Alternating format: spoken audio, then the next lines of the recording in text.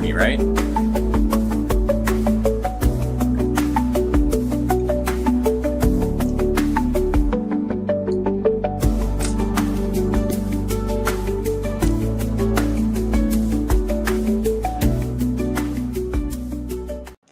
All right, I'm so happy today to be joined by James, the vegan sign guy. Welcome to the Nice. stream, James. Hi, Haas. How are you? Nice to see you. I'm well, thanks. Good to finally talk with you. So I know that, we have this group of people on YouTube doing street outreach, and you're one of the very active people in that community, if you will. But if we can kind of rewind before the vegan sign guy, or homeless vegan, and golden rule philosophy and all that stuff, I guess what was it that did it for you when you were on the other side of that that chasm, so to speak? Yeah, well, I was really inspired by actually yourself and Chip initially. And I really looked up to activists. I really liked, the Anonymous for the Voiceless outreach channels, and, Joey Carbstrong, Earthling Ed, really liked those guys. And I really wanted to do just that. And, of course, I binge watched their videos the nanosecond they'd float up, and still do, and I just, when you're so engaged and so magnetized to something, I think that's a bellwether, that's a signal that it's something that you really want to do yourself. And there was a lot of really more so emotional feelings and stressor type barriers that I foresaw being formidable for me being in that space. So I kind of just let things loom for a while. So you were non-vegan watching. Oh, sorry. Oh, we're talking like the genesis of my veganism. Oh my gosh. Okay. Let me backpedal. Okay. So you were already vegan though at that point. Yes. Okay. Yeah. Yes. I mean, I've been vegan for, I think, around the same time frame as you, about 12 years, a little over 12 years. And it was from Gary Yourofsky's speech, watching it the second time, that got me. And then I was, kind of, a very convicted vegan up until about a year ago when I went active. Before that, I was always still very communicative with others when the subject was broached, and I was very convicted with my opinion, and I wouldn't like to shy away from it, and I didn't like myself when I did shy away from it when the opportunity presented itself. I went to a lot of seminars like Neil Bernard, Dr. Greger, Rip Esselstyn, all those guys. I followed I read tons of books like Mad Cowboy and World Peace Diet, the China Study. I just, I just loved I loved the movement. I loved the message, and I loved that we had all the proof, and I would perpetually surround myself with it, because I knew that was, I just wanted to further my education and further my knowledge on it day by day. It just got up to about a year ago. And so I guess at that point I'd been vegan about 11 years. And it was really more 2 years ago, actually, to be honest, when I actually started. I said, dang, I think I want to at least get my feet wet and get out there with a sign and put myself in this situation, even though I know I'm going to F and hate it, in the beginning. So I went down to Baltimore. My wife is still befuddled to this day why I decided that. I don't know. I figured it was more of an arena. There was a lot of people there. It's a big city. And I drove down to Baltimore, and I had a sign that said, why are we still eating animals in 2023? Share your thoughts. And I just stood there, and I ended up talking to one guy at one point after about an hour and a half. And in that dialogue, I was tangented off into like the throes of nothingness, where we were talking small talk and completely off subject. There was no awareness to bring it back to the animals. But at the end, I was like, okay, I kind of just got in the water there at least. And you didn't stream that, right? That was just I kind of. did not. No, I did not. I just filmed it and then edited it with the beautiful YouTube studio, very raw like, with no no real technology, and just put it up there. And I have since deleted it, but I feel like it'd be fun to bring back, and I should bring it back. I You think could it's do a reaction video to it. yeah, exactly. Yeah. Oh, so that's such a good idea. I just took it off because of like, oh, I don't know if I want people to see that, but it could be like a great thing for especially activists getting started. Yeah, no, I feel you. I mean, I've had conversations before too where I'm like, man, I was just so off point, or I was like too emotionally reactive, or kind of too drawn in by a certain um, point, I Yeah. guess you could say. Subject. Yeah.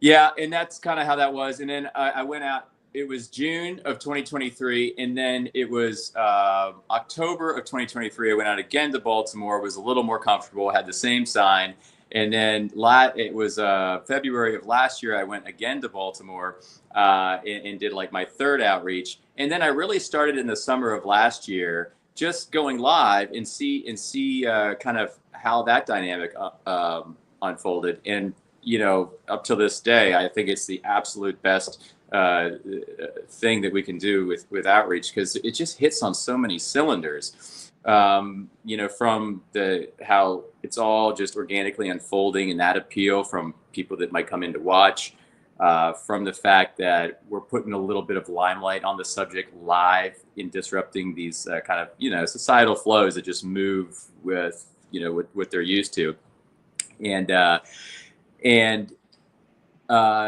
how we can really do it anywhere at any time and have that kind of latitude as well. So I kind of fell in love with that. Yeah, and I guess that kind of segues me to the next question I was going to ask you. But I do want to just circle back really quick Yeah. to the Gary Yourofsky speech. How did you hear about that before you were vegan? Okay. Well, it's funny because I was online and I was just looking at fitness stuff. I've always been into health and fitness and nutrition and stuff like that. And out of all people, there was a Durian Rider video that popped up, and it was showing the insides of a bodybuilder's stomach upon surgery and a kind of worm situation. I've seen that video. You're kidding. Oh, I've wow. seen it. Well, that was They're using like forceps to pull them out. Yeah, yes, I've seen it. yes. Unbelievable. So I saw that. I'm like, what the? And then yeah, please excuse me while I go vomit. Exactly. So I saw that, and then of course related videos. This man, Gary Yourofsky, talks to a bunch of people at Georgia Tech. And I'm like, what is this? So I went into that, and I listened to the entirety of the speech, and at the end I was just like, I could care less. He's so righteous. He thinks he's so better than everybody, and there he is, just preaching to everybody like, he's just better. And I had that reflexive kind of inertia for the next week or so, and then something told me to watch it again, so I watched it again, and then the truth just stays there. It just is there, and at some point, you got to come to terms with it. So I said, okay, boom, I'm vegan, got to be vegan. And then, eventually my wife became vegan, and kind of went on from there. But yeah, that was kind of the start of it. And that led me to all the, fun people in the space, like the people that I mentioned before, where I learned a little bit about nutrition and, the rock solid kind of evidence that veganism has as far as nutrition. So you talked about activism that you started, like the activism you started with, where you had that conversation that you filmed but didn't stream, like holding the sign. I'm wondering if you've had an experience or if you have any thoughts, I guess, to share about other forms of activism. I know outreach is kind of like the more maybe like educational wing, where we're kind of like teachers of big tent veganism, so to speak. But I'm wondering, I guess, if you have any experience or any desire to participate in things like disruptions or protests or other forms of activism. Yeah. I'm always open for. I don't know if I would have the time and bandwidth with my current context to spearhead these initiatives, but I'm always on the kind of radar, or always kind of looking for things like that around my area. I guess DC would be the closest. I haven't really had a chance to get involved with a protest or a disruption. Definitely would not be opposed to that at all. I would love to participate in something, anything along those lines. That's interesting, because you know, I guess reason that I find that question, you know, very informative is that some people might consider disruptions to be kind of like, so to speak, giving vegans a bad name kind of thing or something like that. But it sounds like you're more in the camp of seeing it as a positive. Yeah, I think my philosophy is kind of like a more mud on the wall, the better kind of philosophy. Like, I mean, there's always people that have these kind of precision tuned responses that say, oh, I mean, I've got it, of course, and maybe you've got it too. Like, oh, what you're doing right now, it's going to backfire. You know, this is not the way to do it type of stuff. But I mean, the more that gets kind of surfaced into that sphere of awareness, the better. And the more that goes out, the more is going to stick. And disruptions could hit one person that will then hit 10 people, that could then hit 100 people. I don't know. And it's not like, I mean, and they're very ethical. You know, disruptions might be seemingly like, oh my gosh, you know, but they're very ethical. There's nothing to, I don't think anything to critique there. It's just people don't like it because they don't want to hear about it, and they think their, you know, freedom's being threatened, and everything along those lines. But I think the more mud on the wall, the better. And while I'm on that subject, I think that people doing outreach, I think there's no perfect way to precision tune guidance for somebody that's starting outreach. I think the best advice is to just get out there, be themselves, find their own style, and organically let their outreach style unfold. Like, I think there's hardly anybody that does this stuff right off the bat. So to precision tune advice and to critique people and to give like crazy, like just really detailed advice to anybody that's just getting started is futile, because we just need people present and out there in kind of doing this dynamic, you know? Yeah, and let me ask you this. So with the kind of opposition, I guess, to protests and disruption, things like that I mentioned, where people might think that it's giving vegans a bad name, like from within veganism. There might also be people who think that it's giving the wrong idea about veganism, or maybe causing people to prioritize the wrong issues, so to speak. I'm just wondering what you think about that, I guess, in terms of the whole big tent veganism versus like single issue campaign thing. Like someone might say that if there are protests against fur, then, you know, the place that the anti-fur people are protesting is going to remove fur from, you know, the window display and then put like cow skin instead or something like that. I see. Yeah. Yeah. You know, I definitely favor outreach as the main kind of method, but I wouldn't say I'm opposed or I disagree with those methods. I would say, you know, there's probably a threshold of what could be hit to where there is kind of a kind of sequence of diminishing returns. Like I don't think you can take it to a certain level. Like I've seen certain, like very minimal amount of them that get out of control to where it's like, all right, what's our net effect here? Or is this going to be optimal as far as the net effect? Or the beautiful thing about outreach is that there's it's just a very, it's directly appealing to the person and the entity that will change those buying dynamics and those action dynamics as far as what happens to animals. You know, it's education. You know, it's education. Yeah. You know, I like I said, I'm not like that kind of guy to go really go out of my way and find all these, you know, disruptions. But I'm always open. I'm looking, you know, I keep an eye out on Facebook to see if there's anything that might appeal to me. But I do think that outreach eclipses these things as far as the capacity and the potential that we have as far as more vegans doing this, because there's like a massive amount of untapped potential along these lines right now that could massive aggregated impact, I think, if we were to kind of really activate our active selves, so to speak. Yeah, I think that part of our job is just to convey to people what veganism is. I think that that's one of the biggest misconceptions. And I don't mean just like, what's the difference between vegan and vegetarian kind of thing, but more like, what do we actually stand for? Yeah. I see in your videos, you try to show people that they already have a vegan heart. Like you Yeah. explain to them that it's actually in line. You ask them, if they're against animal abuse, and then when they say, of course, you tell them reflexively, Yeah. and Yeah. Like just boom, yeah, like automatically. Yeah. yeah, I think that's so important. I'm wondering in your outreach if you've kind of had a particular moment that kind of comes to your mind as like the most rewarding experience that you've Mm. had with activism, with outreach. Mm. Kind of like maybe a moment you saw a light bulb go off in someone's mind, or Yeah. if someone just kind of like undoubtedly just went vegan on the spot or something. Yeah, yeah. There's been a handful of people that I kind of see them in my mind's eye that I've talked to that were really attentively listening. And these people, there's like three of them, and I can see them all right now.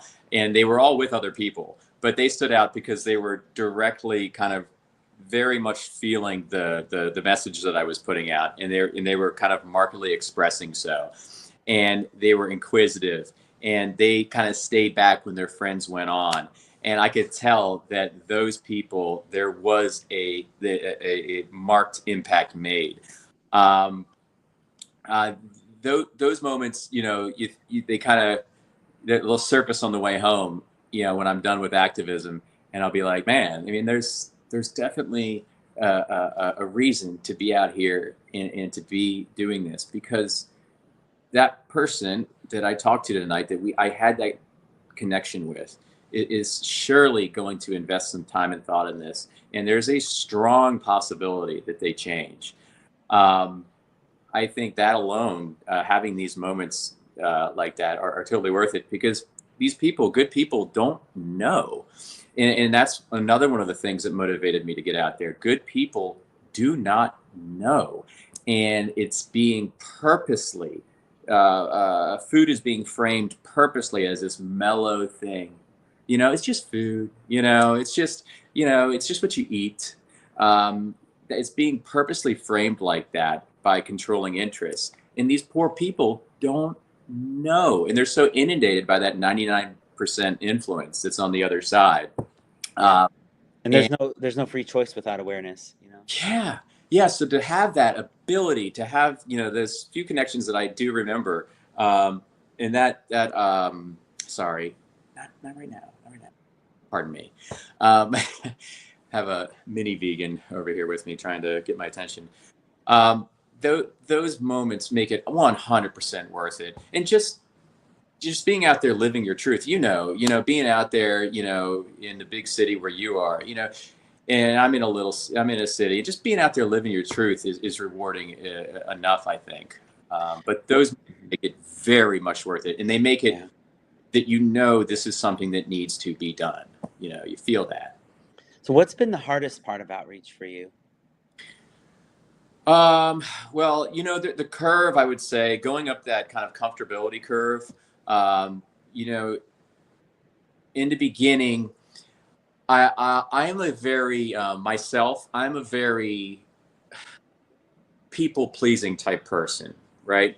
And that's kind of how I have been for a very long time. So I'm a very people pleasing type person. It's kind of to a fault, to a degree to where, it's one of my flaws, or it has been one of my flaws. So, going up that comfortability curve, like when I first started outreach and wanting to appease in kind of work around everybody's feelings, um, and just trying to get people to still like me, that was a hurdle for me, because I had always had that hardwired into my system since I was young. Um, as time went on, and I realized and I took stock of what was really important, and I kind of saw above the horizon along those lines, and realized that I just, full stop. I can't care. I can't. I gotta be mindful when I'm over, caring about what people think of me, or wanting to be liked and stuff like that. I was able, I effectively, I suppose, to kind of temper that a little bit, and If kind I of. could interrupt, I think like YouTube actually kind of like maybe put you through it's kind of like a trial by fire with that. I remember in your channel kind of like blew up at one point where it just got like massively inundated with trolls at one point Oh, yeah. in the chat, like almost like nothing I've ever seen. It was incredible. There at one point, I think there were 600 in one of those one of those streams. Wow. Definitely all weren't vegans, but yeah, yeah, yeah. I mean, there. I don't know what kind of algorithmic anomaly was. There was something at play during those really extreme live streams. Um, but I really don't know what the cause, the direct cause of that was. It could have been the time frame. That a lot of those happened at Christmas time, when a lot of people were probably off too. But I don't know, something hit. But anyway, going back to like that big challenge, it was just really a time thing. When you're going up a learning curve or innovation curve, the more you stick with it, you just equilibrate. You find your groove, you get more confident, you go up the curve, and things become streamlined. So I think I found a healthy way to do that. In paradoxically, while I was overly caring about other people's thoughts and feelings and stuff like that, I found myself more emotionally volatile as well, and I would get markedly more emotional with my dynamics, because I was generally tiptoeing with them, kind of along those lines, just overthinking things. So I would get more emotionally because of that, and I would come off as too intense in retrospect. So I guess how did you learn to kind of handle um, criticism, and how did you learn to kind of temper that volatility that you mentioned? Yeah, like criticism. Yeah, Was it I just you get more and more of it, and then it's just like desensitization, or? I think that's part of it for sure. Yeah, that's definitely a big part of it. Like, as far as criticism, do you mean from like trolls, or do you mean like fellow vegans? Can you amplify on that? Yeah, not fellow vegans, but more just like the kind of I guess troll energy you could Yeah. say, or even like being out on the street and Uh, um, like the people. almost like playing vegan bingo kind of thing. Yeah, and like the actual real life trolls. I just had a steak. It's like, wow, I thought you only existed on the internet. You are. Yeah, Oh, I've heard you say, don't be a bully, or that's not nice, that kind of thing. yeah, I'm not. You know what? If they're going to proportion something like that or portion something like that, I will proportion back, because that we only have a little bit of time there for the animals. Might as well, optimize every granular minute. If someone's going to tee that up for me, I'm gonna swing for it. But yeah, with stuff like that, with criticism, I think it's the desensitization. The more you do it, the more it just doesn't affect you. And if you're confident with your truth, which we are confident with our truth as vegans and vegan activists, we will kind of be more and more numb to that criticism. I mean, I I mean, people are fighting and defending things that they don't even believe in, and they don't even know it. Some of these people, and it's Yeah. just fallacious. So you can't take it to heart. That's for darn sure, because we know where the soundness of, you know, we know where the truth is. So I know that you kind of mentioned that when people first get into activism, they should, or outreach rather, that they should just kind of go for it and Yeah, find their groove, find their style. And you mentioned that kind of the negative feedback kind of almost starts to kind of fall off your back, so to speak, kind of like water yeah, off a duck's back kind of thing after you get enough of it. I think that these never heard two, of that. Yeah, yeah, yeah, and I think that these two points really kind of lower the accessibility bar a little bit for yeah. vegans who maybe aren't active or aren't doing outreach. But I think something that maybe like as maybe a somber moment, or maybe even just to show non-active vegans that maybe we're pretty chill as far as like our criticism of each other, even, is a question I'd like to ask about mistakes that you see in outreach. Um, so Um, would you say that there's any mistakes that you see other vegans making in outreach that um, might be better to kind of forego? okay, okay. Now I'll tell you from my purview, what I think are not the best things to do. And I really don't think that um, over attacking somebody or really going for the jugular with somebody is a great idea. It feels necessary because we are defending childlike, vulnerable beings sometimes. But I've seen, some outreaches where the outreacher just goes for the jugular. And I mean, like, attacks the person personally, name calling, a lot of, not just like uh, general kind of name calling, but like kind of ferocious name calling that might be proportionate to what they're floating up to the activists as well. But still, I don't think that's the best way to go. That seems pretty obvious. Like, that probably won't get someone on your side by attacking them necessarily. Yeah, I mean, some vegans might disagree, and yeah. And at but a certain point, I feel like a lot of that, some of that may hail from ego, and I don't think ego is a healthy thing to carry into these spaces. Of so course, sorry, go ahead. oh no, I was just gonna say no, I totally disagree. I want to let you finish your point, and then maybe if you could expand on, I guess, like mistakes you see more, strategic mistakes, Strategic. wise. Okay, yeah. Um, Strategic mistakes. The outreach that I've seen, the outreach that I watch, I feel like I don't really note too many mistakes. There'll be that time where I'll be like, you should have said this, you should have said that, Yeah, and then, or maybe even in your own outreach. oh my, Like, is there oh, anything that you've kind of changed how you respond to?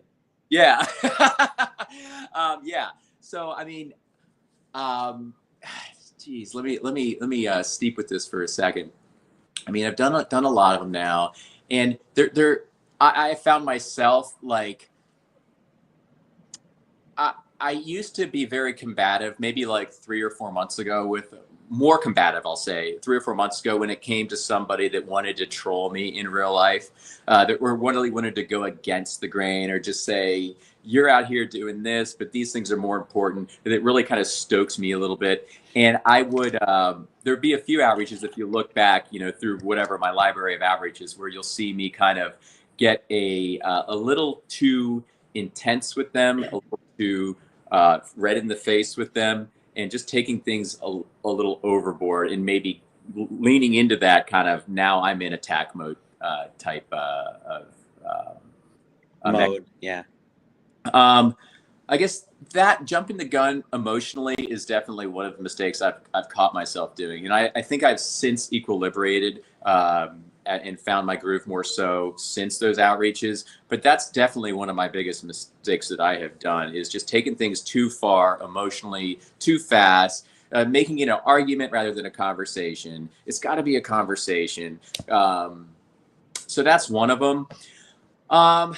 If I could ask, What about you? What do you think as far as your criticism? Well, I'm sure. I mean, you might have some healthy criticisms of, towards me. What do you think? Because I can't think of any right now, Haas. yeah, Like, I mean, so when I think about strategies that I use, I mean, I recently read a book called Beasts of Burden by Sonara Taylor.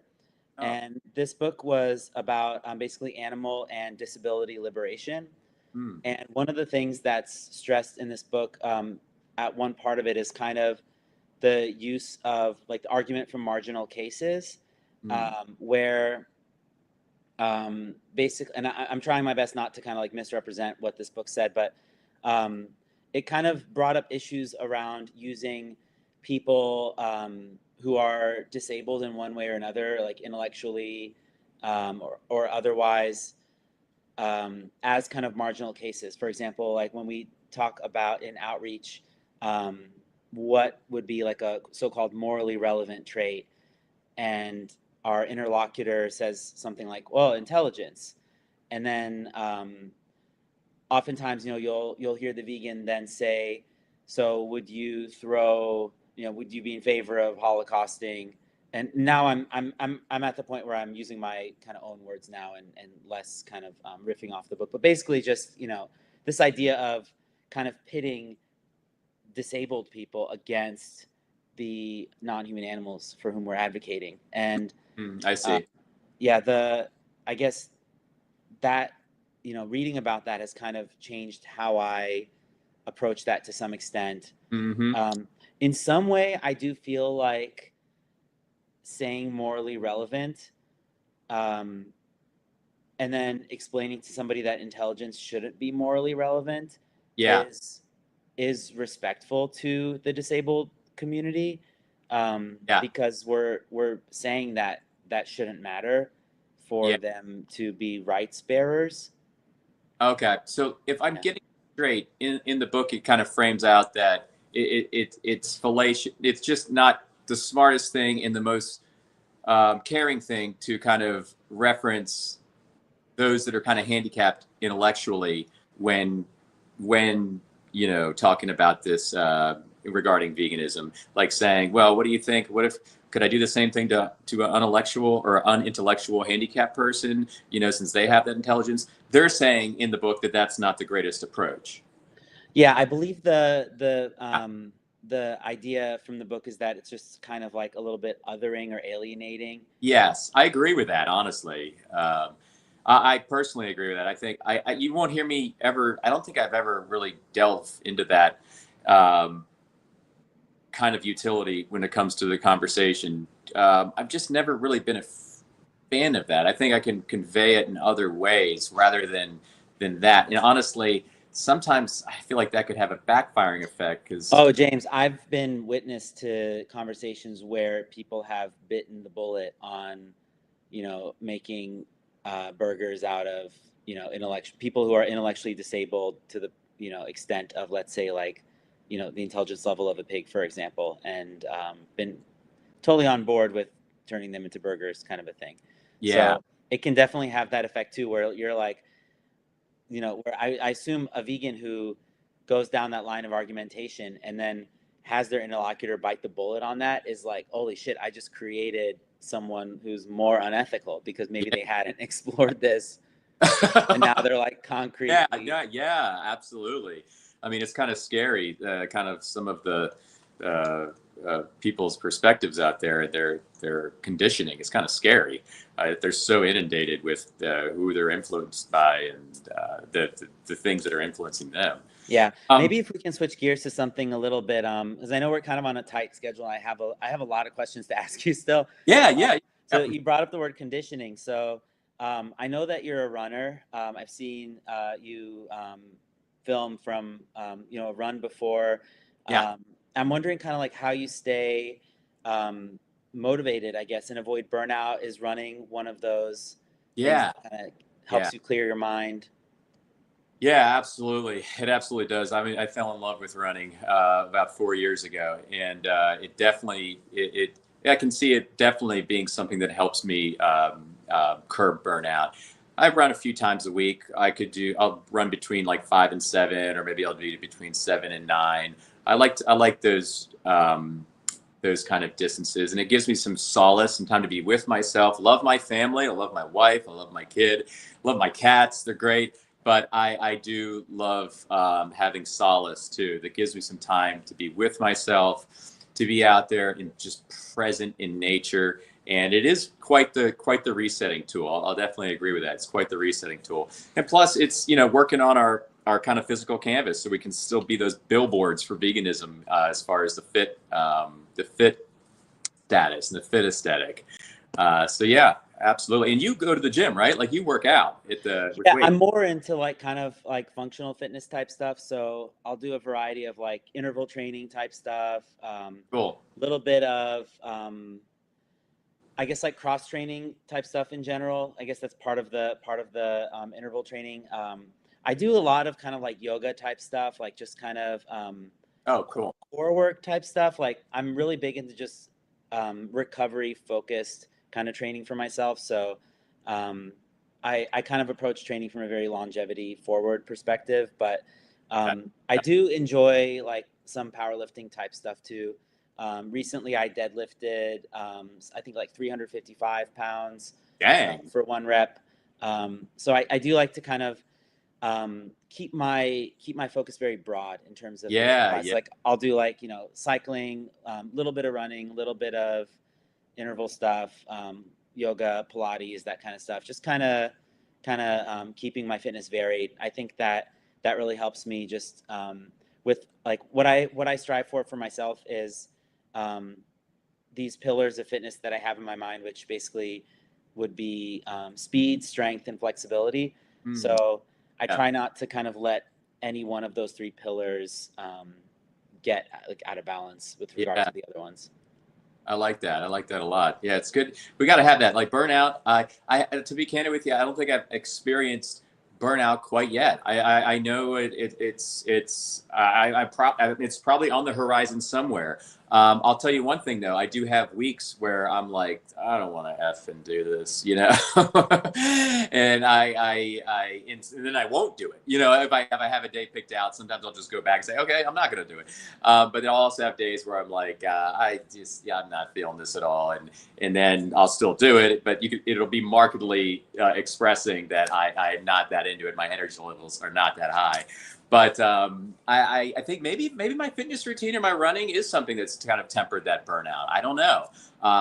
But yeah, it certainly can be taxing. You know, the myriad of kind of elements that hit us when we're in this space. And when you find yourself in those weeks or kind of like a little bit emotionally low or down in the dumps, do you find it, I guess, harder to balance the honesty with empathy for people who kind of may resist the message that you're sharing with them, just the message of nonviolence? Does it become hard, I guess, to have empathy for people perpetrating it still? Or how do you balance that, like the honesty and the empathy? Maybe there's like a more of a I lose a little patience because of type thing, like as far as irritability and maybe my mood. Is that Do you, what you're? well, I guess I'm wondering just how you balance that, how you stay patient with people. I guess is there kind of a thing you tell yourself? Like one thing, for example, if I can share is like I will remind myself that the the message of carnism is everywhere. You know, Yeah, it's kind of everywhere, but also invisible at the same time in some ways. yeah. Um, yeah. Ah, I see. I see. Yeah, yeah. On those days where when I'm having those days, I think reminding myself of maybe not exactly that, but I like that, and that resonates with me. Just the fact that maybe it's anger that I lever, because the controllers that be are keeping everybody blinded on purpose, and it's really infuriating when you sit back and you really let that hit you for a while. Um, and I could tell myself like, okay, I think I'm just going to go home now. I'm just going to give this up for the day. But I will probably have that thought, and I usually do. That it's like, well, if I do this, you know, I it's not fair. It's not fair to the animals. It's not fair to the humans, and I'm not just going to consent to them, you know, um, continuing doing this while I'm going to step out because of my mood. Um, so maybe it's anger that I kind of call on a little bit, healthy anger, action oriented, kind of motivating anger. I would say that's kind of what I fall into when fall back on when I have those days. Yeah, I feel it kind of like a righteous anger, you know? Yeah, yeah, Um, and actually, something that I've tried to leverage in the past when doing outreach is, especially with the people who aren't combative and maybe aren't giving me a lot to work with, is yeah. I'll ask them if they actually hate the injustice that they're witnessing.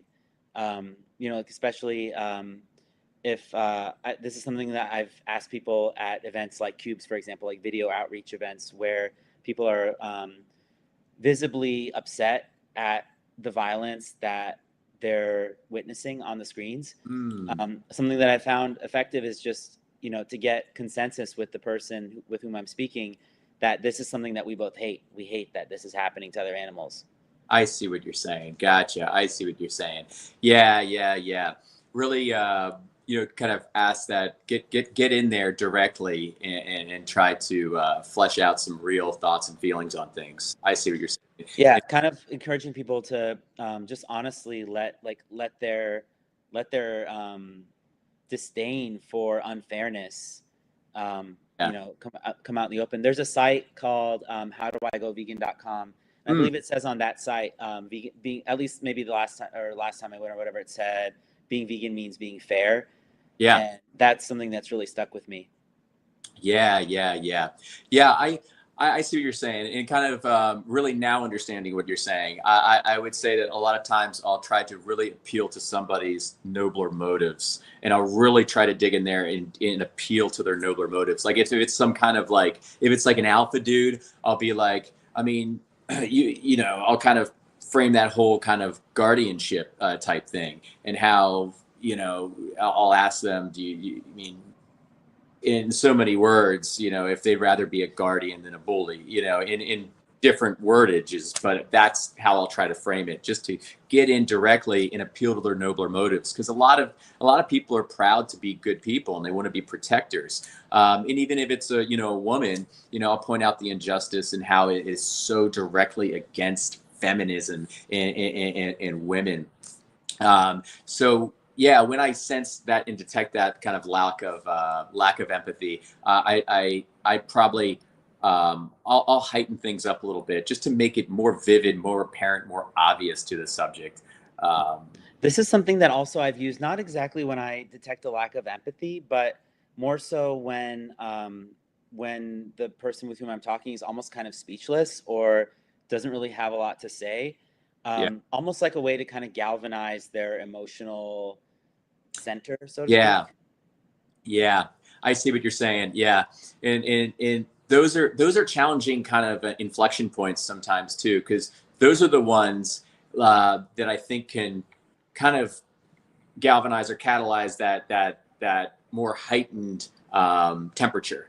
You know what I mean? They can start people getting a little more angry and a little less sound. So I think that those are great terrains to learn in and to organically kind of try different things in.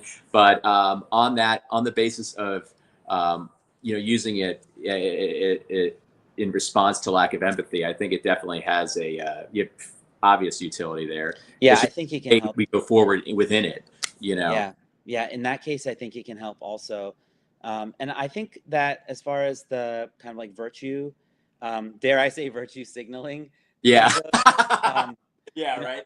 I felt that lately I've just tweaked my approach in that regard just ever so slightly, where I've been really emphasizing more that the values that I'm trying to get the person to kind of live out in their day-to-day lives are actually their values, but I never do so before hearing something from them that I don't want to say that I can necessarily like use against them, but kind of like that I can recall in a way. So I guess like to clarify, like a subtle distinction would be if somebody's like, yeah, well, you know, we all eat meat and it's kind of how things are. And, you know, until it gets easier, more convenient for me, it's just what I'm going to do. Um, Past me might have said, like, you know, isn't there a part of you that wants to align with compassion or justice, etc.? But current me has had more success, I think, in asking people kind of first off, like more questions centering around speciesism and rights and legal protection. And then easy as pie, you know, just bringing that back where like, I'll just basically do almost like a name the trait-esque callback and be like, you know, it's like kind of like a consistency test. I'll be like, Yeah. these are values that are very much in line with the values that you say that you have. And something else that I found very effective, and this is like an old school technique, is just asking if veganism is more in line with the values they say that they have. You know, just straight up asking them. Like we already know that it is, but Yeah. getting somebody to think about that, like if you were vegan, would that bring you closer to these values that you have about nonviolence and respecting all life and all that? Good question, actually. Never thought Yeah. of.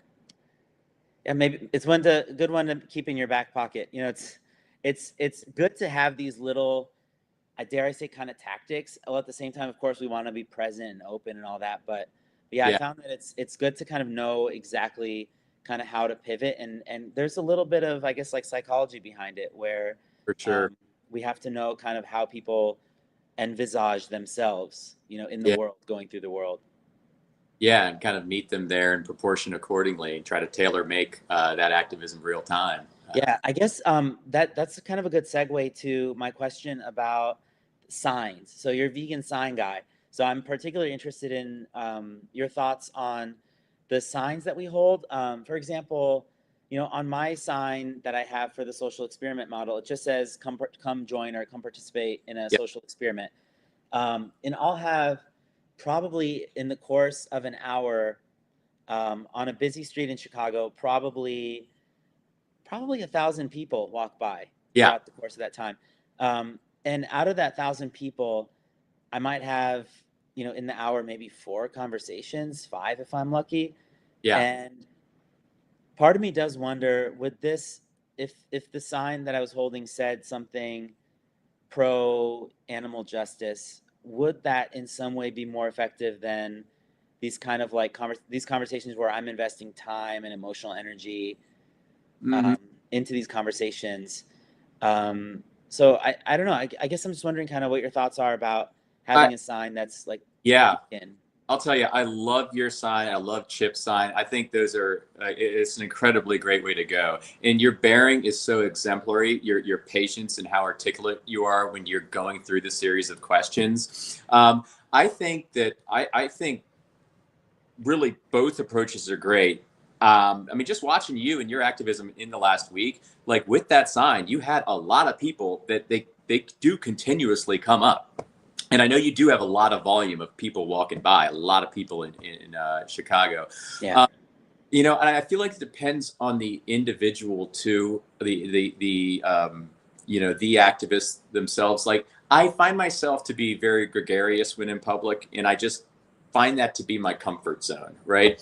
Like just, and maybe that's a product of my kind of high strungness. Maybe it's a product of anxiety, but I find myself more gregarious, and I figured I'll just lean into that and just be very vocal, active. I'll have it say vegan on my sign, yes, but I want it to be a fun, engaging thing to try to draw them into and create a kind of fun factor in a kind of energy infused kind of um, idea around it. And I have found that works for me, and I still have quite a few people that come over. I have the other side of my sign, which I tried out one time last night, which was great. And it says, "Should we respect animals?" which is a little more incognito. And I we did a little thought experiment, and it was just the people were not ready to hear it. People are like, "Well, when that hits that really information point hits, there's a palpable beat and shift as far as their energies."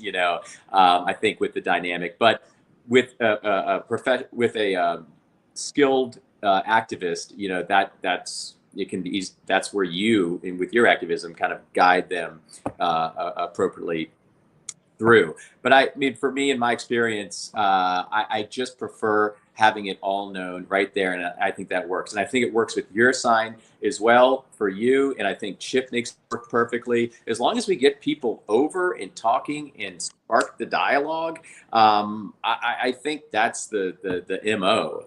Because it's just like we were saying before, there's none of us already that are out there. This isn't happening to hardly any degree on a international basis. There's only a handful of us. So just getting these conversations, and bonus having them live and just organically unfolding is the main thing, I think. Yeah, I think what I'm kind of what I've wrestled with internally is the idea of the kind of people that I would draw, because I want my conversations to actually hopefully turn people vegan. And I know that when we're streaming, it's almost a little bit more of a spectacle when we're live. Yeah, And I think, if I had a sign that said something just to kind of go more to the confrontational aspect, something like veganism is the moral baseline, yeah, change my mind, or something like that. something. I Yeah. don't think I'd get open-minded people stopping by. Hmm. 100%. I was thinking of doing something like that at the city docks this summer. I've already looked at tablecloths and big tables just to price out to try to maybe stress test that and see how that works. I think so for sure. I mean, when Joey and Earthling Ed were doing those, they would have people come over left and right, and they would sit down and have thoughtful conversations. And yeah, But do you think the people that come are potentially, I mean, I guess there is a benefit of like pre-screening people in some way where they know they're going to have a conversation about animals, and maybe this is something that out of 1,000 people, maybe, I don't know, 5 people at any given moment are like seriously like considering going vegan, you know, or have been within the yeah, last few days, kind of a thing. Um, but I don't know if the people that kind of approach invites are maybe more people who are looking for a debate. yeah. I see what you're saying.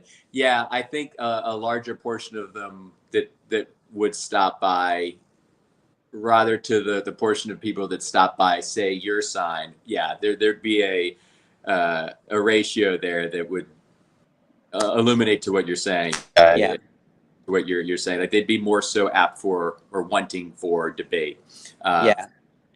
Because like in my case, you know, I'm in a pretty tourist heavy area, and people who stop by, like, you know, it's like there might be a magic show somewhere, you know, a street performer somewhere, like a human statue, Yeah, somebody playing whatever instrument, and then they see me like social experiments, kind of just like there's different little fun, engaging things yeah, throughout the area. So it takes people by surprise, and people kind of like, you know, for better or worse, they don't know what they're getting into. So I do try to ease into it. And something that I've tried recently, which I really wasn't sure how this would go.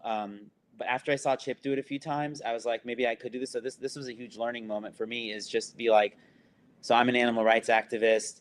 Do you think animals deserve rights? yeah. I've tried that a few times in the last few weeks as well. Yeah, And to me, I think like saves a lot of time, cuts to the chase.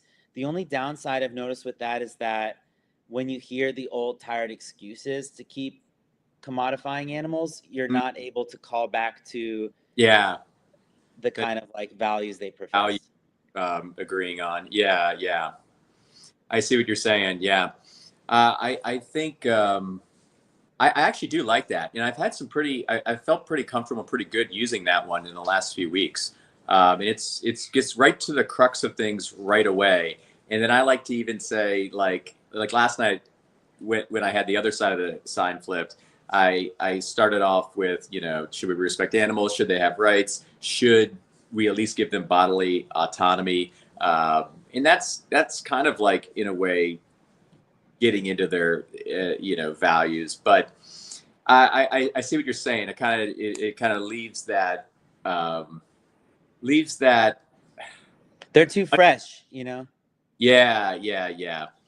But But it has been effective, I found, in some ways, to just, you know, some people after hearing that, and I've gotten pretty good at reading whether people are like just humoring me or if they're actually like, oh, let me look into this during this conversation. And I think like I was maybe predicting too much, that people would be like, oh shit, and then just like walk away. yeah. And you know what, they stay. I mean, I haven't had it from doing that. I don't know about from your experience doing that, but just right off the bat, you know, a lot of them, you know, stay after you say that. I mean, a lot of people, there's like this kind of social ceremony to where, you know, a lot of people, you know, they want to leave when it's appropriate. And it's even in their heads, you know, that they don't want to like leave prematurely.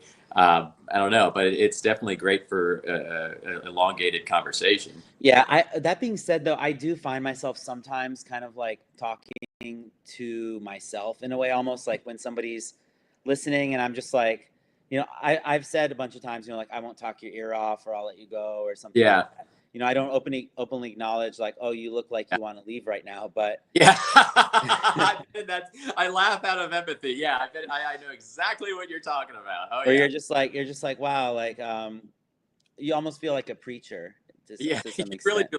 Street evangelist. Like we have a Bible in one hand.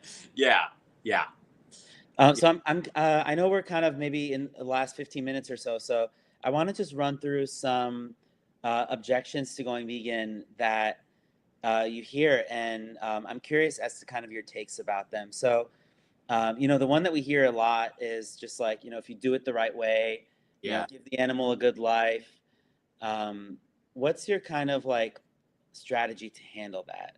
Yeah, yeah. So I found myself recently where if they bring that up, I'll kind of I'll defer back to, well, in general, do you think we need anything nutritional from an animal, and kind of get their position there? And if they think we do, I try to angle to where, well, maybe, or could you be open to the possibility of being wrong about that? And just really try to take the hard stance that we don't, and then follow up by prompting the implications, and then just pointing to the fact that there's no point to even do it. I guess if I could interrupt you there, sorry. I think maybe since you're not wearing headphones, I think it's over when I talk, it's kind of maybe cutting you off there. So I do apologize for that. I'm sorry, I should have a better sound system. No, you're fine.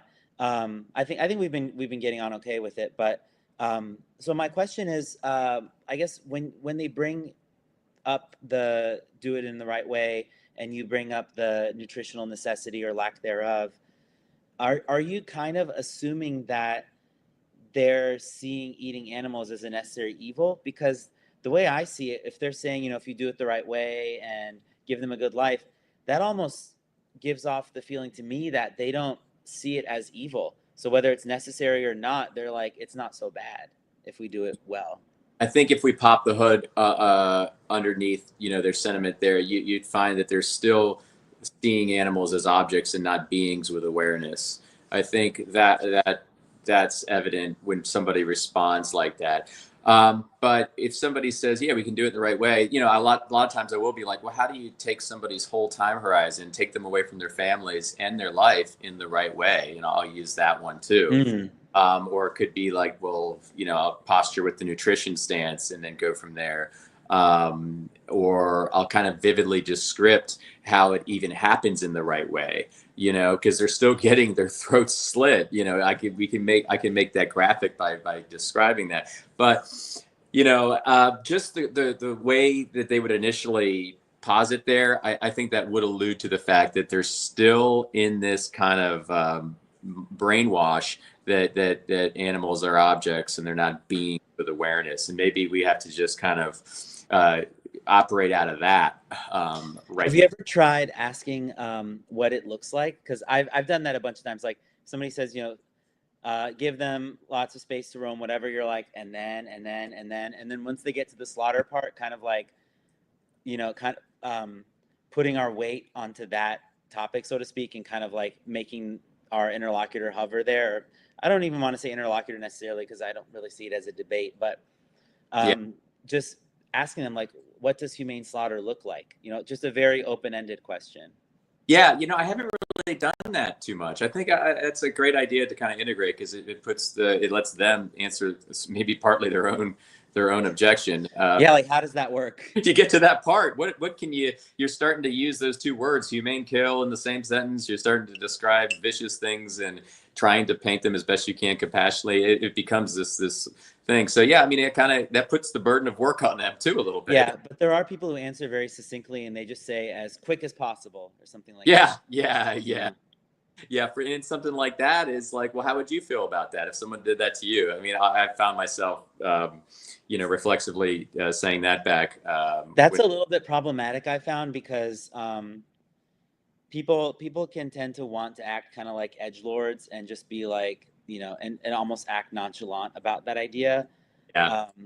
A phrasing that I found possibly better is to ask about at least someone they care about, if hypothetically that them, that individual being in that scenario. But yeah, that's it's kind of I feel like it's disingenuous in some way too, because as you kind of mentioned, I think this is what you were kind of mentioning, like when you pop the hood, you might find that they have a little bit more of an issue with it, or were you saying that maybe when you pop the hood, they just don't care? No, when you pop the hood, you see that the real objection that they're not mentioning is that they do very objectively see animals still, as per their veil that's been over their head since they were young, as objects and not beings. It's there, and it's going to be tough to get through to them if they can't kind of have a turning point of their purview with this whole problem, as far as the perspective on animals. Yeah. How do you respond to people who say that they're against like farming animals and they think it's terrible to confine animals, but if they say like, I go hunt one deer, one elk, and then they're in my freezer for the whole year and they feed my family for a year. Yeah, yeah. Gotta And love. the animal was free and all that. Yeah, yeah. I mean, it's like they're trying to like, yeah, uh, whatever, maybe virtue signal or trying to paint themselves some kind of, outlier. But also, if I could, before you answer, if I could also just, I guess, highlight the fact that people who say that, I mean, they generally probably still eat something like Cheez-Its and stuff like that. It's like they may not like. I feel like the animal who they They'll never hunt, talk about that, and they'll hide the cheese that's out of the grocery store. Yeah, yeah, absolutely. like the animal who they hunt is just saving them money on the meat bill. You know Yeah, what I mean? But I don't think they're like, oh, does this have whey or in it or something like that? Does yeah, this have cheese powder in it? yeah. When somebody, and I've had a bunch of them say that in person. All of a sudden you're in the conversation with a hunter, and it really doesn't go anywhere effectively. But what I say is, that's interesting, and that's maybe an uptick from the way they die in factory farms. But at the end of the day, you're levering the might is right. You're being a bully with your power. You're not adhering to the with great power comes responsibility. You're getting your gun off in a situation where you're allowed to. And at that point, my emotions probably they'll ebb and flow a little bit more. And I have to be careful not to get too heightened as far as my sense of things. But I just try to point out that it's just as it's the same dynamic. You're taking the time horizon of somebody that doesn't want to die, all for some arbitrary reason. That I will fall back to that in a matter of words, whichever one's surfaced for me at that point in time. Yeah, yeah, I think that's a good approach. The time horizon. Yeah. They have families. They're out in the wild. They have kids, Experiences. experiences. They're seeing this beautiful world in a luminous perspective, just like we are. And they're beings with awareness. They're part of the collective awareness. And a lot of times then it gets to the point to where it's like you wonder if it's even hunters just have this kind of steely-eyed missile man look in their eyes sometimes, where it's like it will not absorb. You can tell they're not recepting what you're saying. And I might change the subject or something at that point, and maybe delve a little deeper, get a little more intense, try to appeal to their nobler motives a little bit more as far as their machismo and their alphaness or whatever. But a lot of times I find that conversation going kind of nowhere. Speaking of conversations going nowhere and kind of appealing to nobler motives, when you have people tell you that they're on your side, they've been eating less meat, they hate zoos, Yeah. they buy only free range, all this stuff, Yeah. and kind of like it's not exactly the humane argument about do it the right way, give them a good life, but it's more, because those people are more the we need to reform factory farming kind of Yeah. crowd, and Yeah. I understand that there's overlap. Oh, sorry. Yeah. Sorry. I couldn't hear you. Sorry. Could you repeat what you were saying? Oh, I was just saying, yeah, those are the people that are like, we need to reform the whole structure of things. We need to get corporations to turn around. We need to write to our congressman. I know what you mean. Like those types of people, they are seemingly on our side. Yes. Yeah. Well, seemingly on the animal side. Yeah. But I guess, how do you deal with the people who tell you that, your energy is not best spent focusing on them because they don't really eat. They eat animals maybe like once every couple weeks. Yeah. Yeah. They don't like milk or something like that. It's not like ethical reasons, but like you're like, well, do you consume dairy? They're like, I don't. I stopped drinking milk. I don't really like cheese. It upsets my stomach. Yeah. And you're just like, okay, so but there's no ethical underpinning. Is it worth my time and energy to try to like get this person to think about these ethical questions, or should I just try to move on to someone who is engaged in more egregious consumption? Or I guess you assume that this person is kind of like possibly fibbing and they consume a lot more than they let on. Yeah. I find myself in those situations, uh, can be challenging sometimes because you find that initial bond where maybe they'll say like, yeah, I am vegan, or maybe they'll say that right off the bat, but then all of a sudden stuff starts coming out, and it's like, but you still have a little bit of cheese, you're listening to all this. And for me, it's like, oh, I just had a great moment. This is refreshing. I found a vegan, and the hard part is having the mindful awareness to kind of intercept it, and then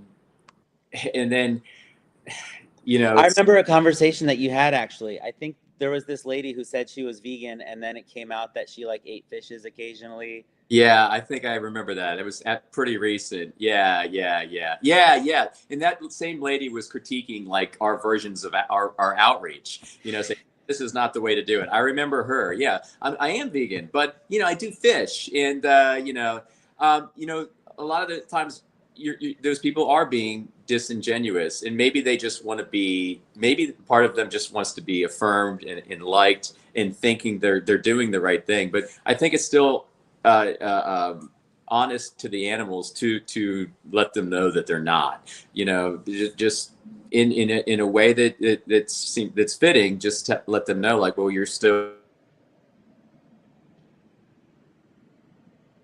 Uh-oh. James is frozen for me.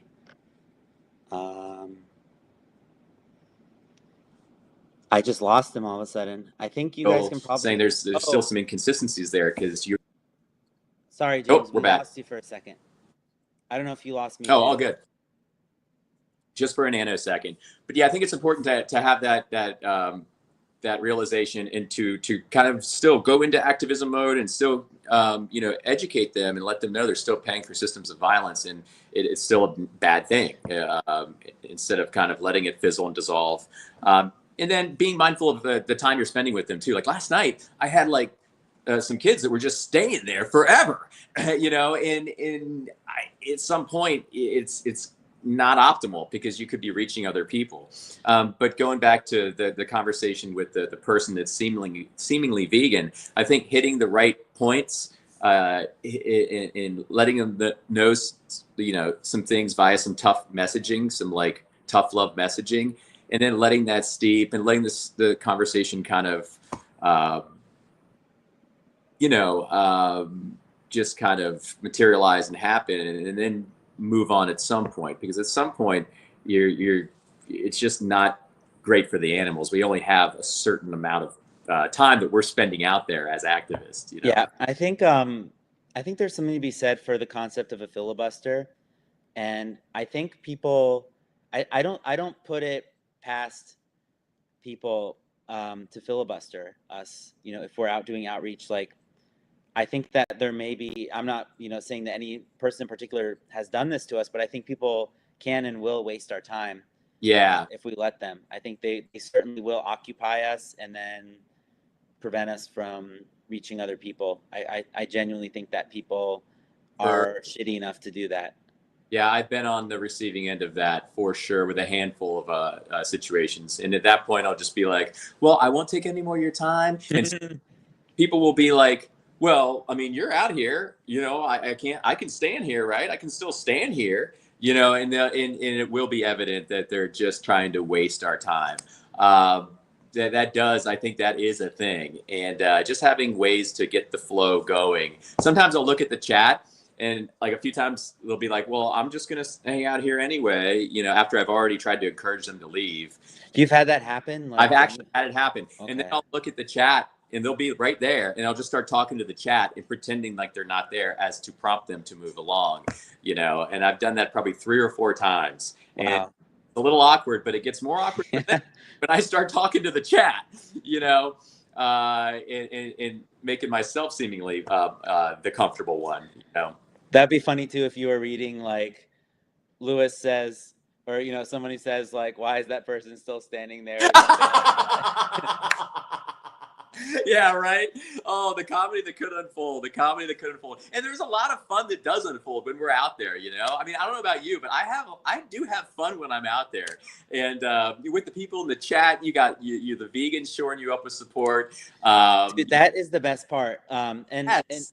not to say that Lewis would ever try to get anybody to go away, but but like he just comes to mind as somebody who's consistently in our streams. Yep. We see like Mobius there, Martin, Yeah. Kevin. Yeah, it actually it feels easier to do outreach when you have people watching you like in support. Yeah. It's incredible. Yeah, when you have those vegans in there for solidarity, and it just shores you up with more energy, positive energy, and it's really hard to articulate if you haven't done it. That's why I think the hardest part is just getting out there and doing it as new activists, because honestly, it's just a beautiful thing when it's unfolding, because you're there, you're living your truth. You got all these vegans that are a vegan army shoring you up with support. You are effectively sticking it to the man in your way while living your truth and speaking up for these childlike creatures. At the same time, there's like this cacophony of positives that are just unfolding. And live outreach has given us, live outreach is, I think, the new, really prominent type of activism that I think will be happening. Yeah, I think also it kind of creates this dynamic where people don't know how many subscribers you have. People don't know if there are 10,000 people on the other side of your phone watching. True. Yeah. Yeah. And it kind of gives you this like how do I say, almost like a shield of support in some way. Like there was a stream that I did. Was that yesterday? Yeah, that was yesterday in the morning. There were probably 0 people watching for most of the stream, and I was almost just kind of in the fake it till you make it kind of mode, where I was like, nobody knows that nobody's watching, and I can kind of just talk to myself in a way, or talk to my phone, and kind of fake it till you make it kind of a thing. Yep. Yeah, that right there, it creates this kind of confidence, because it almost could feel like if I was a passerby, I'd be like, man, that person's much more comfortable than I am, or seemingly more comfortable than I would think being out here. That person is they know what they're doing. They're out here with a purpose. Like you said, kind of the fake it till you make it dynamic. Even if I have people in the stream and nobody's interacting with me, I'll just start talking to the chat, and then I'll hold the mic, be like, and make it look like I'm doing a speech or something, because it has this kind of optic that is a strong official looking optic, and it definitely gives you comfortability and confidence when that's being portrayed, when we're portraying that. I think I agree with you. Yeah. So I know you mentioned that in the future you might be looking into getting like a tablecloth, that kind of thing, in as part of your setup, and maybe hosting something like that. Do you find that your general kind of I guess streamlined or basic live stream setup is pretty simple in terms of like, I mean, I don't know, in terms of like my bag. So I used to have my DSLR camera Oh, cool. running simultaneously. So that has like a big tripod.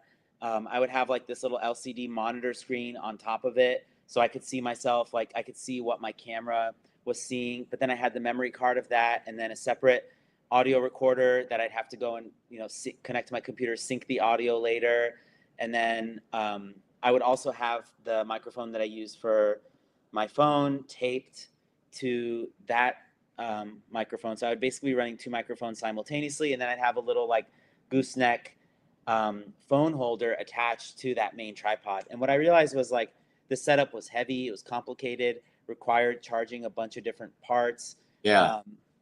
And the other thing is that, well, besides all like the pain of post-production type stuff, I would basically just be posting like high definition or higher definition recaps in widescreen of conversations that people already saw. And granted, you know, I was able to make it a little more succinct in the sense that, like, with a live stream, that might be an hour, you know, like an outreach live stream. Whereas in these video clips, I would be able to kind of like make it like a higher quality, like, I don't know, 8 to 15 minute video. Yeah. But I just don't know if it's worth it at this point, because Yeah. with my kit right now, I can literally charge my microphone, charge my phone. I've got a tiny little bag with a folding phone tripod. I have my leaflets in there, have my sign that fits in there, and it's just so easy.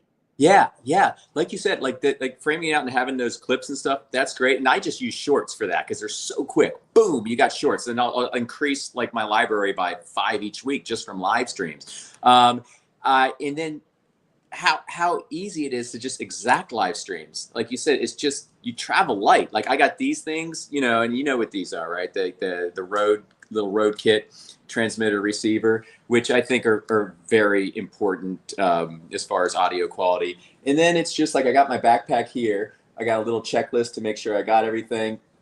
I got the tripod, and then there's the microphone, you know, the little setup. You know, you can get all this stuff probably all encompassedly for like what, $250 maybe for everything, maybe even less than that if you really tried. But it is so easy to set up, and then boom, you have your content real time instead of having to go back, like you said, with the painstaking editing and curating and thumbnails and all that stuff. So I think there definitely is a net plus to it. And you know, there is a, while we're here in this like conversation space, of course there is a definitely, obviously, a place for viral videos and things like that, so we can reach optimal amount of eyes and get the vegan message out to, you know, millions and millions of people with these viral videos. But can you imagine taking, you know, just 1% of vegans right now that all went out and did live outreach and having perpetual presence in each town on a, you know, daily, weekly, monthly basis, and that aggregated compounded effect of just like the views that we're all getting, you know, all as one whole, in one, you know, cumulative amount of views, and the exposure we're getting in societal flows, and the kind of elephant in the room effect that we're having all simultaneously. I mean, that's pretty darn compelling, I think. Inspiring. Yeah, yeah. Because I mean, there was a live stream with Jeremy Loeb. I think he was talking to Mel and Steve, and I think it was last week or the week before. But Jeremy, I heard it was Mel and Steve. They mentioned that Wayne had said, "We have enough vegans right now to win. It's just we're not being as active as we could be." And I think the utility of live outreach could be absolutely massive on an international scale, you know, with Yeah. all considered. Yeah, it's just one of those things where I think you have to develop a certain amount of not giving a crap, you know, how people are going to perceive you, or if you're going to be like that kind of annoying vegan person. Yeah, A lot of people find it almost like a point of credit to them that they're not like those vegans. yeah, yeah. I know, and I just don't get that. I mean, I kind of, maybe I used to get that earlier on in my vegan journey, but now it's like, you know, we're like, you don't want to be like the cops that are standing idly by while one is beating the crap out of, you know, somebody and not doing anything. You know, it's like active is the way to go. But that idea is so strong, and you feel it in your day to day. Like, we just care about, we don't want to make people hate us. Like, I'll be in traffic, and it's still to this day. Just today it happened. I was driving and I was going to yield. There was a pedestrian crossing the street, so I was waiting for him. And then someone pulled up behind me. And in my head, I'm like, oh, I don't want that guy to get mad at me. Does he know there's a pedestrian I'm waiting for? It's just so ubiquitous in our kind of mind streams, you know, that wanting to be liked. But once you let the greater, I think, cause eclipse that, I think you can start, you know, stepping into the space. Yeah, I think, you know, to kind of to talk about, I guess, our motivations in a way, since we're kind of talking about just like what inspires us. I think one of the biggest things that inspires me, at least, is when I think about what humans are doing to other animals, and kind of to also go back to just, I guess, this idea of like not wanting to be like other vegans and maybe reminding ourselves of the animal victims.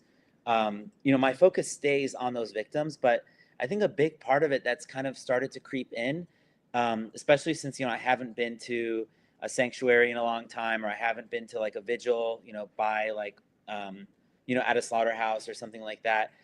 These animals, they're not in my day-to-day life. Like I know what's happening to them, but I could just as easily shut it out and not, think about it. Yeah. But I think even if I did that completely, and it's honestly not a matter of identity and amount of time I've invested being vegan and being an activist and stuff like that. It's like, honest to goodness, dollars to donuts. Like what it comes down to for me is a lot of, I guess what like Dr. Tuttle says in his, I believe I think the World Peace Diet has like maybe a subheading or something like that that's called like eating for social harmony, or maybe. Yeah. Yeah. That's what the subheading is, I believe. Yeah. Yeah. And it's that idea of eating for social harmony. When I think about how much disconnect there is from like other living beings in the earth and how that impacts social progress, and that, I think that's one of the biggest things for me, is just when I see humans acting in obvious or not obvious ways with violence toward each other.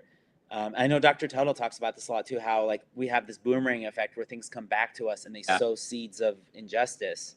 Yeah.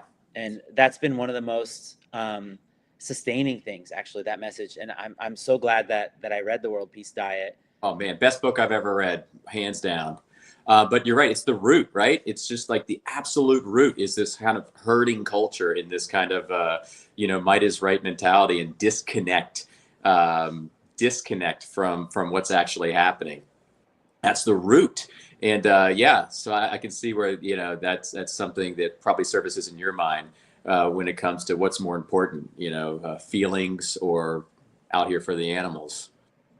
Yeah, and I guess there's no reason why it has to be one or the other, but it's just one of those things that we just have to keep kind of working toward, staying inspired ourselves, inspiring others. And I know that we're kind of speaking of time horizons earlier. We're getting to kind of the zenith of ours, but I do want to answer a question. So Vegan Heretic says, do either of you guys have a picture of your setups?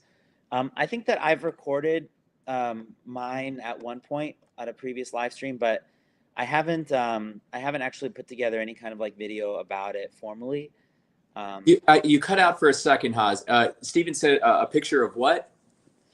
Oh, I was just Vegan Heretic said, do either of you guys have a picture of your setups? Oh, setups. Okay, gotcha. Yeah, I'll tell you what. I'm gonna put a picture of my setup.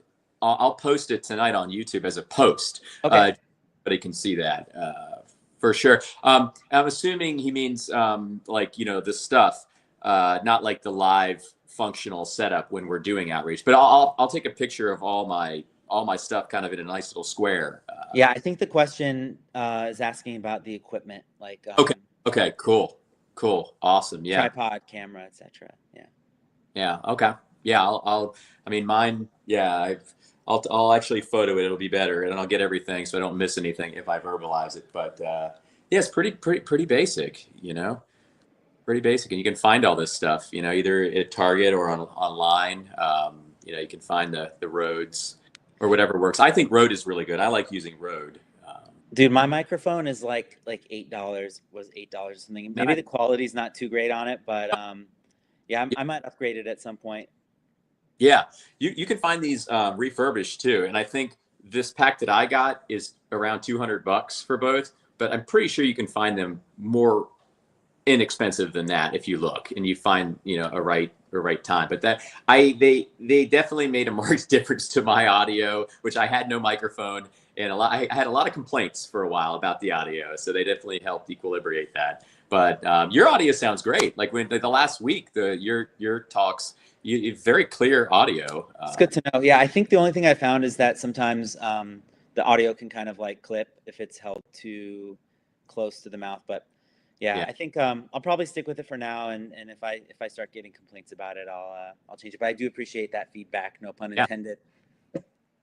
Awesome. All right, James. Well, you know, you kind of already talked about what's on the horizon for your activism, but do you have any other plans, or are you just going to kind of keep plugging, you know, doing the plug and play with the Yeah. formula here? Yeah, I like the formula right now. I like the.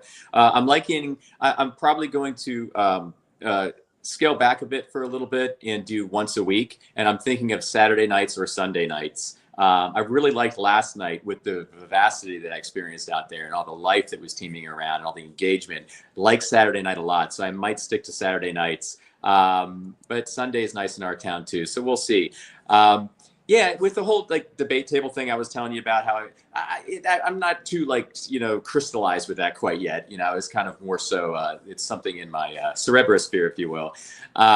But plug and play, like you said, you know, and I look forward to seeing your streams too, because like I said, your activism is just exemplary. Your bearing is just exemplary. You have, I wish I had your patience and your kind of bearing, you know, but we each have our own flavor, I suppose. Dude, yeah, I mean, I want to just think that I've just gotten really lucky with the people who have come up, because there are conversations that I see where I'm like, man, I am glad that I'm not having to handle these objections.